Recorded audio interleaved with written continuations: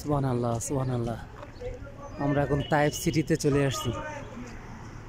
এটা হচ্ছে সে তায়েফ শহর। আমরা যে কত হাজার ফুট উপরে আসছি এটা আল্লাহ পাকই ভালো জানে।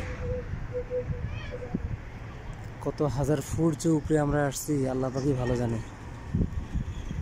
পাহাড়ের গা ঘেঁষে ঘেঁষে ঘেঁষে আমরা এই তায়েফ সিটিতে আসছি, অনেক উঁচু পাহাড়ে উপরে।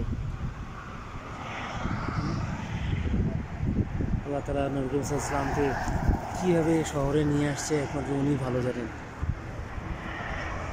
ওই যে দূরে ঘর বাড়ি, কত সুন্দর রাস্তাঘাট, ঐতিহাসিক তায়েফ সিটি এটা।